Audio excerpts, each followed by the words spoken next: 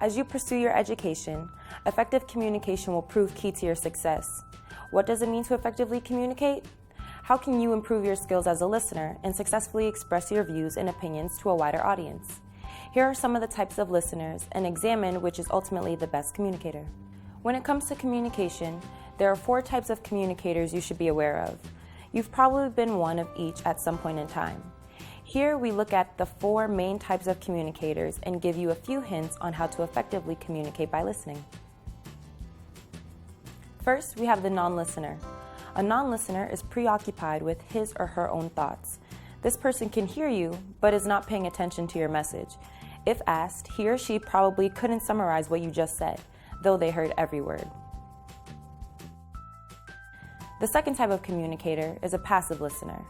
This person hears what you're saying, but only partially absorbs the meaning. These communicators reveal themselves as passive listeners by responding with vague answers. The next type is a listener.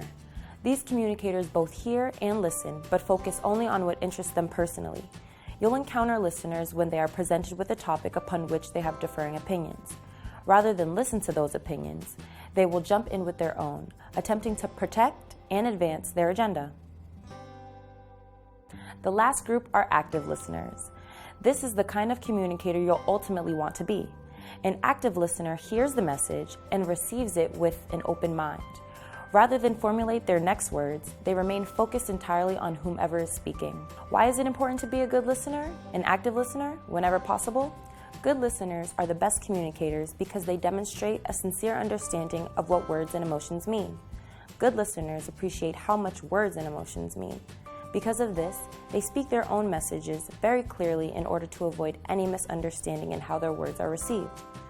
Active listeners are misunderstood or misinterpreted less often than the other 3 types of communicators because they are as in tune with their emotions behind the words as the words themselves. So what type of listener are you?